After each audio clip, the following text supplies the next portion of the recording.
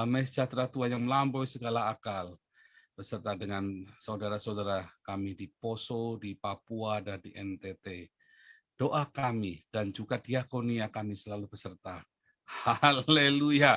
Luar biasa rombongan para nabi ke-26 sekarang ini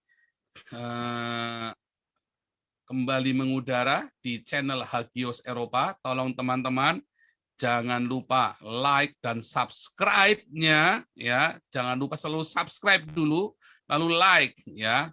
Dan juga jangan lupa, jangan ditinggalkan yang Joseph Paulusang YouTube-nya ya, karena masih tetap aktif ya, masih tetap aktif. Saya sedang appeal supaya strike itu diangkat ya, jadi tidak kena masalah. Nah, teman-teman, hari ini kita kembali bicara tentang rombongan para nabi ini ya, rombongan para nabi bicara tentang melawan kebodohan, fakta bahwa Islam meruntuhkan kerajaan Majapahit ya. Dan telah hadir bersama dengan kita seperti biasa sahabat kita budayawan Sutrimo ya. Rahayu Pak Paul, rahayu semuanya. Ya, ada budayawan kita Pak Sutrimo dengan para kiai-kiai sepuh dan juga tentu saja dari Islam Nusantara ya. Luar biasa teman-teman, ini selalu semangat.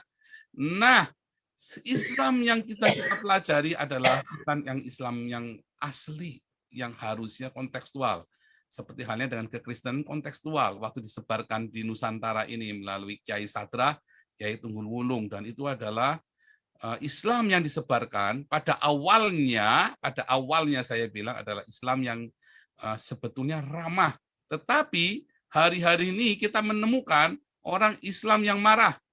Ya, dan orang-orang Islam yang marah ini yang awal-awalnya meruntuhkan kerajaan Majapahit. Dan kita akan cerita asal-usulnya bagaimana sih. Oh, jangan dipikir Hindu, Buddha juga nggak marah-marah. Oh, marah-marah. Ya, Kristen juga marah-marah. Tetapi kalau kita melihat ya kembali ya ke dalam sejarah sosiologi dan antropologi di dalam agama, mengerikan sekali ya, bagaimana marah-marahnya agama itu bisa menghancurkan negara. Marah-marah, oh nggak cuma Islam, Kristen pun ketika dia menjadi agama, ya, dan patuh kepada ritual dan simbolnya, bukan patuh kepada perintah Tuhannya, oh itu akan menjadi bahaya. Dan Eropa pernah mengalaminya selama 300 tahun. Untung bertobat. 300 tahun bayangin, rusak gara-gara agama. Bukan gara-gara ajaran dari Tuhan Yesus ya, tapi gara-gara agama. Orang tidak melakukan ajaran yang di Alkitab, tapi melakukan ajaran dari agama. Dan itu membuat Eropa hampir perang saudara, berdarah-darah habis. Oh sudah perang saudara hampir punah. Perang terus, tetapi dalam 300 tahun kemudian Eropa bertobat. Dan hari ini berkat ajaran yang benar, bertuhan yang benar, bukan beragama, maka Eropa bangkit. Ya. Dan seluruh dunia yang bertuhan dengan benar, mau yang di Cina, mau yang di Jepang, mau yang di seluruh dunia manapun, begitu dia bertuhan dengan benar, maka negara itu akan maju. Tetapi dia begitu beragama, wah kelar. Begitu negara itu beragama, itu kelar. Dan hari ini kita mau belajar. Ya, di sini ada budayawan Pak Sutrimo dengan timnya, ya dari Rakyat Jasa lupa namanya apa Pak? YouTube-nya Pak? Rakyat Prasaja. Prasaja, ya. Ya. Nama YouTube-nya Pak? Rakyat Prasaja. Prasaja TV. Nama YouTube-nya Pak? Rakyat Prasaja TV. Rakyat Prasaja TV. Rakyat Prasaja TV ya, dan juga di sini juga hadir bersama dengan kita ya yang selalu setia di dalam mendampingi bicara tentang sejarah, yaitu sejarawan Raja Uti. Nanti kita akan bicara bersama-sama, duduk bincang-bincang, teman-teman boleh bertanya. Di sini juga ada Pak Pendeta Nathanael yang juga belajar banyak sejarah Tunggul dan Ki Sadrah. Nanti kita akan cerita ya dari semua ya bagaimana sebenarnya ketika Tuhan diajarkan dalam sebuah kontekstual budaya, itu akan lebih tepat sasaran dan lebih membangun daripada agama yang diajarkan dengan ritual dan simbol. Beda banget ya. Bahkan itu tadi ya, kalau kita melihat bagaimana kiprahnya Islam pertama kali, ya, yang dengan kontekstual dan saat itu diterima dan damai. Begitu Islam ini berubah, ya, taat kepada yang ada di Ottoman Turki, membangun keemiran, selesai sudah. Saya serius ya teman-teman, saya serius. Ya, Islam yang diajarkan dalam konteks budaya Jawa, pewayangan, kemudian tunduk kepada Ottoman Turki. Hari itu selesai sudah. Dan Majapahit pun runtuh. Karena ada misi-misi lain yang dibawa. Ya, termasuk ya ketika di era-era Belanda masuk, maka negara kesultanan ini mulai dia jual tanah dan air serta rakyatnya kepada Belanda. Itulah sebabnya saya tidak pernah setuju kalau bilang Belanda menjajah. Tetapi Belanda membeli apa yang dijual oleh para sultan-sultan Islam yang tunduk pada keemiran, pada Kesultanan Turki Ottoman Utsmaniyah ini. Ya, nanti kita cerita ya, ini ganas-ganas. Kita mulai nanti yang di Jawa Pak Trimo bisa ini masuk, dan yang dari Sumatera juga Pak Raja Uti, tapi nanti kita bermuara di Majapahit, karena kita temanya adalah Majapahit ya. Kita nggak mau kemana-mana, kita cuman yang lain itu cuma buat pengantar dikit, nanti begitu udah bias kita arahkan lagi Majapahit lagi. Waktu runtuhnya Majapahit, yaitu Prabu Udara lawan ini ya, waktu anak lawan orang tuanya sendiri. Oke, kita mungkin, ini Pak Raja Uti udah standby ya, Pak Raja Uti ya. Ini Pak Sutrimo ada mau bikin PowerPoint atau apa nggak buat presentasi? Oh, enggak Pak Paul. Kita langsung presentasi. Ini dalang ini, cuma dalang monolog jadinya dong. Ya, monolog. Oke. Ya, kita mulai ceritanya Pak Sutrimo dulu ya. Pak Sutrimo biar dalang dulu, ya, kita sama-sama nyimak. Oke, 20 menit berikutnya. Nanti begitu 20, nanti sambil pegang ini ya. Jadi waktu dalang sampai di mana ceritanya, nanti Raja Uti nyambung, nanti saya ngegongin terus. Ya, saya gubrak-gubrak, teman-teman jangan gubrak-gubrak, nanti kena masalah. Saya saja yang gubrak-gubrak. Oke, silakan Pak Sutrimo, 20 menit berikutnya. Oke. Lanjut. Rahayu Sugeng Dumadi. Rahayu, Mas Sutrimo. Sebentar. Ini saya mute all dulu ya, supaya jangan ada suara-suara sumbang nanti ada yang aneh-aneh ya. Teman-teman, saya mute all, kecuali yang jadi co-host. Pak Sutrimo sudah bisa menyalakan mikrofonnya sendiri. Silakan, nyalakan mikrofonnya sendiri. Pak Sutrimo, mikrofonnya dinyalakan sendiri. Ya, terima kasih silakan. Pak Paul, terima kasih untuk semuanya saudaraku yang ada di Zoom dan channel Pak Paul Zhang ini. Ketika kita bicara tentang keruntuhan Majapahit, memang yang raja yang terakhir itu kan yang dikenalnya Brawijaya V. Di sisi lain, data-data tentang Brawijaya V ini kan banyak yang hilang, banyak yang dikaburkan. Sehingga beberapa orang yang terjadi pro kontra tentang keruntuhan Majapahit. Ada yang mengatakan bahwasanya Majapahit ini runtuh karena adanya orang-orang Islam, seperti yang Pak Paul tadi sampaikan. Tetapi ada juga yang mengatakan bahwasanya keruntuhan Majapahit ini dikarenakan banyak konflik internal di dalam kerajaan Majapahit itu sendiri. Sementara data-data minim. Nah, kalau kita ambil benang merahnya, keruntuhan Majapahit ini memang awalnya berawal dari konflik internal keluarga. Karena waktu itu dari beberapa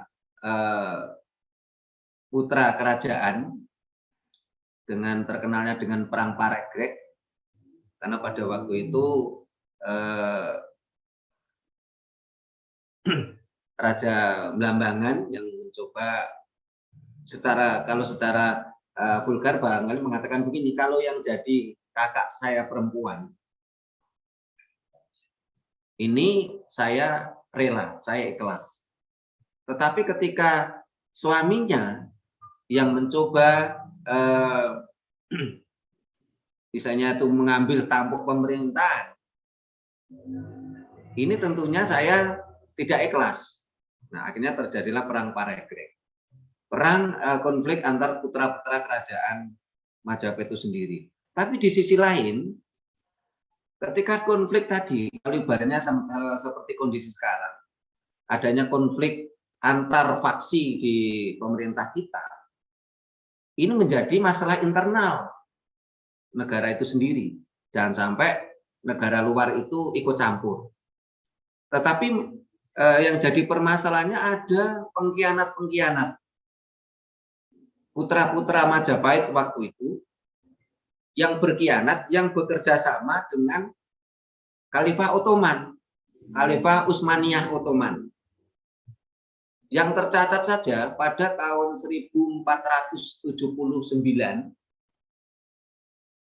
Raden Patah yang waktu itu masih gelar adipati di Demak, ini menjalin kerjasama MOU dengan Khalifah Ottoman. Sehingga akhirnya Khalifah Ottoman ini mengangkat Adipati Patah, Raden Patah, ini menjadi Khalifah di Tanah Jawa. Khalifah di Nusantara yang menjadi perwakilan Khalifah Ottoman.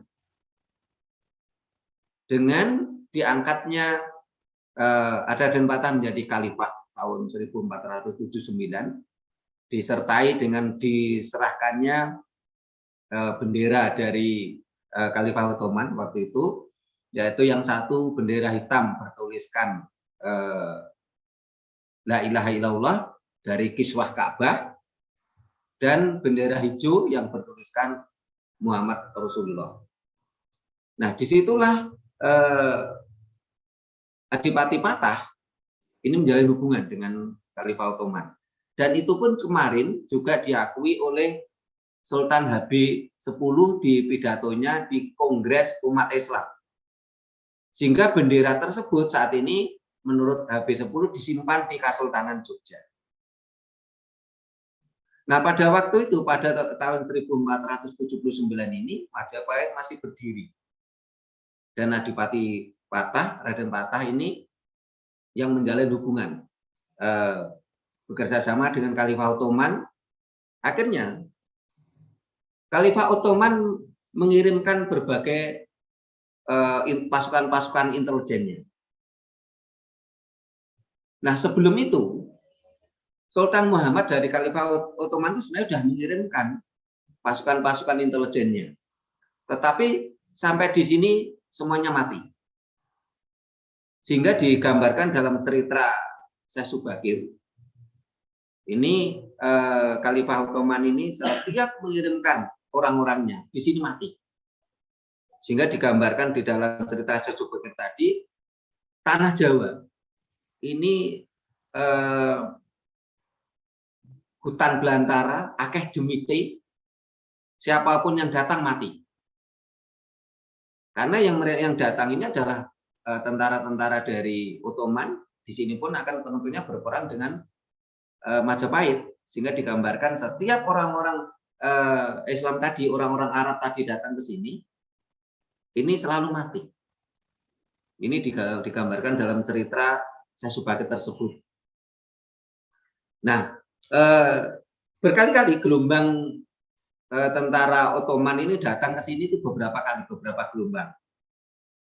Nah, setelah itu kejadiannya berawal mulai tahun 1300-an. Mereka tentara intelijen Ottoman tadi, mereka ada yang istilahnya namur laku ya, kalau dalam bahasa Jawanya itu sebagai pedagang. Pergerakan-pergerakan itu selalu dipatahkan oleh tentara kerajaan Majapahit. Nah, hancurnya Majapahit itu berawal dari itu. Berawal tahun 1479 itu yang terjadi MOU. Akhirnya dari luar ada serangan dari luar memang ada, dari Khalifah Ottoman tadi, tapi dari dalam Adipati Patah itulah yang mengkhianati bangsa ini. Sehingga akhirnya tahun 1520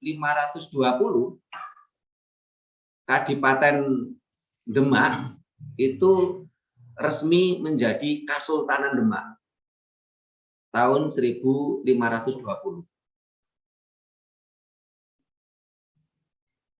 Jadi tahun 1479 itu diangkat oleh Khalifah Ottoman, Raden Patah ini, terjadi MOU, tapi Kadipaten Demak ini sudah resmi menjadi Kasultanan itu tahun 1520.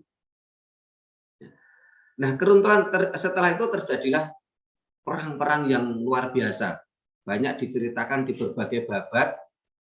Salah satu contoh namanya ada babat Kadipaten Probolinggo, yang waktu itu putra Adipati Probolinggo ini sudah mau menikah dengan putri Adipati Lumajang. Ini pun persiapan mau pernikahan itu hancur karena diserang oleh tentara-tentara dari Demak yang dipimpin oleh Sunan Bonang.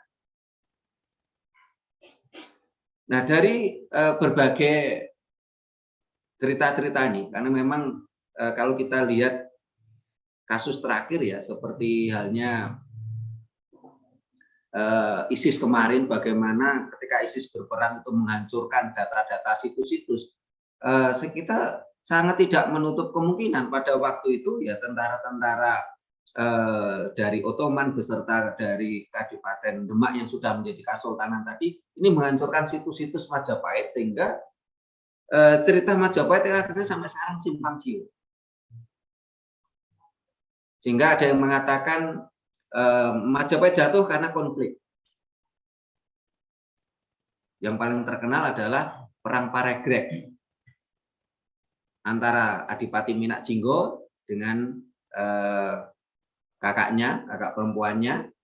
Terus akhirnya disitulah terjadi cerita tentang Damar Wulan. Tetapi di sisi lain juga ada pengkhianatan bangsa itu sendiri. Yang tadi kita sampaikan, Adipati Patah yang waktu itu masih bentuk kadipaten. Kadipaten itu kan kerajaan kecil di bawah kerajaan Majapahit.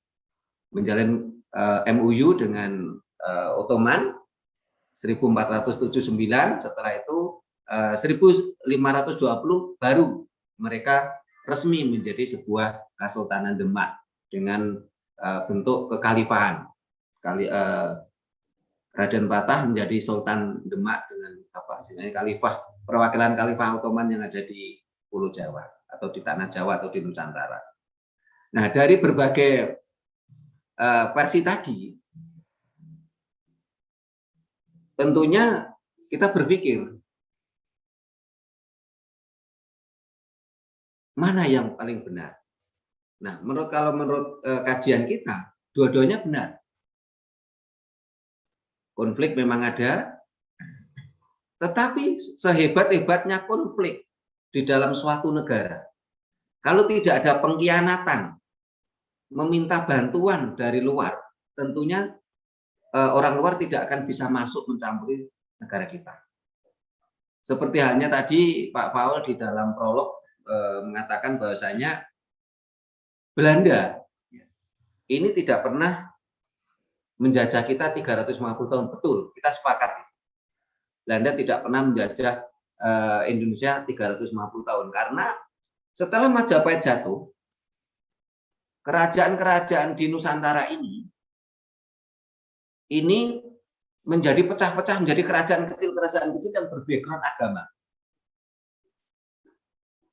berbackground agama. Di Jawa aja ada Kasultanan Demak, ya. Setelah itu ada kasultanan yang lain, termasuk di Banten, di Cirebon dan sebagainya. Terus di Lombok ada Kasultanan sendiri, di Sumbawa ada Kasultanan sendiri, di Sumatera ada sendiri. Mereka pecah-pecah. Nah, ini merupakan kutukan kalau menurut saya. kutukan dari ketika Majapahit jatuh, bangsa ini mengkhianati leluhurnya yang diawali dari Sultan Adipati Fatah tadi, Sultan Fatah tadi, mengkhianati leluhurnya, mengkhianati bangsanya, akhirnya bangsa ini dikutuk. Sehingga setelah kejahatan Majapahit, kerajaan-kerajaan kecil. Nah, ketika yang datang ke sini kan memang bukan Belanda waktu itu. Tapi yang datang ke sini ini kan waktu itu kan VOC. VOC ini kan Financing of Company, itu kan persekutuan dagang. Nah, persekutuan dagang ini kan melakukan MOU dengan kerajaan-kerajaan kesultanan-kesultanan yang berbackground agama tadi. Sehingga kita semua sangat sepakat lah kalau negara yang berbackground agama mulai dulu sampai sekarang selalu hancur. Sudah selesai itu kerajaan negara-negara yang berbackground berbackground agama apapun. Sehingga sangat saat ini ada beberapa kelompok-kelompok yang mencoba menghidupkan kembali kekhalifahan. Ini rasanya sangat lucu. Apakah mereka mau mengulang kembali kegagalannya? Nah, saat ini yang mencoba membangkitkan kekhalifahan ini ada beberapa faksi kalau saya lihat. Ada yang memang terang-terangan ingin mendirikan kekhalifahan. Tetapi ada juga yang saat ini berkedok budaya, menghidupkan kembali kerajaan-kerajaan kecil yang berbackground agama. Mereka ingin seperti bernostalgia kalau keluarganya dulu adalah penguasa. Mereka tidak malu bahwa keluarganya, leluhurnya itu sudah gagal dengan kerajaan-kerajaan kecil tadi yang berbackground agama tadi setelah keruntuhan Majapahit. Ini leluhurnya tadi yang mendirikan kerajaan-kerajaan kecil tadi ini gagal membuat peradaban. Mereka gagal membuat peradaban, mereka gagal mensejahterakan rakyat. Kalau kita bandingkan antara pasca Kesultanan Demak dengan pra Kesultanan Demak, ini sangat jauh beda. Kalau pra Kesultanan Demak, Kerajaan Majapahit ini masa pemerintahnya 200 tahun. Kalaupun toh ada konflik internal itu wajar-wajar saja lah. Saya yakin semua negara-negara di dunia itu pernah ada konflik kok secara internal. Tetapi mereka tetap utuh. Pemerintahan tetap berjalan. Hanya berganti, main sebagai contoh kayak Indonesia sekarang. Dulu yang memimpin pemerintahan Golkar. Setelah itu, setelah reformasi yang memimpin pemerintahan PDI. Setelah itu yang berganti yang memimpin pemerintahan itu Demokrat dan sekarang kembali ke PDIP. Itu saya kira kan hal-hal wajar saja dalam sebuah misalnya itu kehidupan berbangsa dan bernegara. Tetapi masa pemerintahan Kesultanan Demak, Kerajaan Majapahit ini 200 tahun. Kerajaan Singhasari 100 tahun. Bahkan kita mampu menguasai sepertiga dunia. Tetapi masa pemerintahan pasca Kesultanan Demak ini pendek-pendek. Demak hanya 35 tahun. Berpindah ke Pajang hanya 18 tahun. Berpindah ke Mataram hanya kurang lebih 85 tahun. Setelah itu pindah ke Kartosuro hanya kurang lebih sekitar 55 tahun. Dari Kartosuro berpindah ke Surakarta. Malah lebih pendek, hanya 12 tahun. Surakarta pecah dengan perjanjian Giyanti. Menjadi kerajaan kecil-kecil 4. Dan setelah perjanjian Giyanti, bangsa ini tidak lagi memiliki pemerintahan yang berdaulat. Karena siapapun yang menjadi raja di Kasunanan Surakarta dan Kasultanan Yogyakarta ini harus seizin Gubernur Jenderal VOC di Batavia. Mudah-mudahan dengan dibahasnya runtuhnya Majapahit ini, bangsa ini sadar kalau bangsa ini sudah dikutuk oleh alam, dikutuk oleh Ibu Pertiwi, dikutuk oleh leluhurnya, karena kita sudah berkhianat pada leluhurnya. Kita masa pemerintahan pendek-pendek, peradaban tidak terbangun, kesejahteraan juga tidak terbangun. Karena kalau Perang Demak itu peradaban masih sampai sekarang masih bisa kita lihat dengan mata telanjang bagaimana candi-candi itu megah. Itu bukti-bukti peradaban. Tetapi setelah pasca Kesultanan Demak, ini kan peradaban sudah tidak, sudah tidak terbangun dengan baik. Nah, sehingga kalau ini semua menjadi penyadaran bangsa ini, tentunya tidak ada lagi yang teriak-teriak ingin mendirikan khilafah. Dan kita kembali ke berbakti pada leluhur.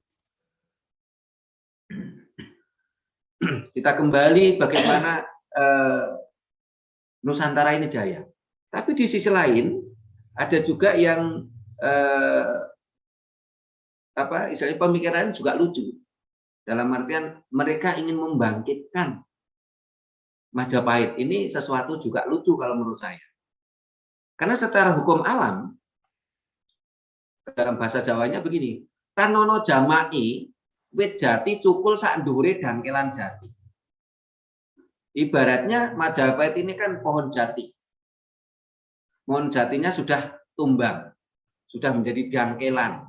Tentunya tidak akan mungkin tumbuh jati yang baru di atas dangkelan jati. Ini hukum alam yang tidak bisa kita bantah. Tetapi akan bisa tumbuh pohon jati itu di samping-sampingnya dengan tumbuhan jati yang baru. Dan nampaknya ini sebenarnya sudah terkonsep oleh Bung Karno. Sehingga ketika Bung Karno mendirikan Negara Kesatuan Republik Indonesia, ini dasarnya Pancasila. Dan kita kemarin baru memperingati hari lahir 1 Juni. Konsep Pancasila ini adalah konsep Majapahit. Dalam artian tidak mendirikan negara yang berbasis agama. Karena negara berbasis agama ini selalu hancur. Di situ jelas NKRI adalah negara sekuler, bukan negara agama. Tetapi akhir-akhir ini memang ada oknum-oknum yang mencoba memelintir, mengarah supaya negara kita ini menjadi negara agama. Salah satu contoh yang sekarang sedang menjadi diskusi teman-teman, pembukaan Undang-Undang Dasar 45 yang dahulunya berbunyi atas rahmat Tuhan yang Maha Kuasa, ini diganti menjadi atas rahmat Allah yang Maha Kuasa. Kata Tuhan diganti Allah. Ini secara logika jelas nggak mungkin, karena pada waktu itu yang menjadi komponen bangsa ini tidak sekedar umat yang percaya pada Allah. Umat yang percaya pada Allah cuman Islam sama Nasrani. Islam Sebentar. 10 menit lagi, 5 menit lagi Pak Trimo. Oh ya, siap. Supaya bisa mendapat ini lenggingan rakyat jelata. Namun sebelum ke rakyat jelata nanti setelah Pak Trimo mungkin Raja Uti menambahkan dulu. Oke, silakan Pak Trimo lanjut lagi. Ya, siap. Itu sudah dipelintir oleh orang-orang tertentu yang mencoba ingin bangsa ini menjadi negara agama. Dan juga dengan dimunculkannya oleh Orde Baru, yaitu Undang-Undang Nomor 1 Tahun 1969. Ini pemerintah Orde Baru itu memaksa warganya untuk beragama. Dan jelas ini Undang-Undang Nomor 1 Tahun 69 adalah pengkhianatan pada Pancasila. Karena Pancasila jelas-jelas bukan negara agama, tapi kenapa? Pemerintah memaksa warganya untuk beragama. Dari data-data yang ada, tahun 40, tahun 50-an, bahkan sampai tahun 60-an, agama Islam itu tidak mayoritas di Indonesia. Agama Islam menjadi mayoritas setelah diberlakukannya Undang-Undang Nomor 1 Tahun 1969. Karena waktu itu warga negara dipaksa untuk beragama. Ini mudah-mudahan bangsa ini sadar. Ayo kita kembali mengamalkan Pancasila yang benar. Yaitu dengan membalikan negara ini bukan negara agama. Negara Pancasila. Pada masa Orde Baru, memang ada Menteri Agama, yaitu bapaknya Gus Dur, Wahid Hasyim. Tetapi juklaknya Menteri Agama waktu itu tidak mengurusi agama. Yang diurusi adalah umat beragama. Jadi berbeda. Jadi pada masa Orde Lama, pada masa Bung Karno, ini pemerintah tidak Menteri Agama ya, dalam hal ini Menteri Agama sebagai perwakilan pemerintah itu tidak mengurusi agama. Tetapi yang diurusi adalah umat beragama, warganya yang diurusi. Tetapi setelah Orde Baru, Menteri Agama itu cenderung mengurusi agama. Ini yang harus kita pulihkan. Nah, mudah-mudahan dengan dipulihkannya ini, bangsa ini akan kembali bangkit. Kembali mampu membuat peradaban lagi. Karena ketika bangsa ini mabuk agama, otomatis dogma itu adalah melemahkan nalar. Selain fakta-fakta sejarah yang nggak bisa terbantahkan, hampir semua negara yang berbackground agama menjadi hancur. Di Indonesia jelas, pasca kerajaan Majapahit, ini semuanya negara kerajaan-kerajaan kecil yang berbackground agama. Mereka hancur. Mereka begitu mudah disetir oleh kapitalis yang waktu itu namanya VOC. Di luar juga begitu. Di Timur Tengah hampir semua negara-negara berbackground agama juga hancur. Termasuk di Eropa yang tadi Pak Paul sampaikan. Nah, kembali ke runtuhnya Majapahit tadi.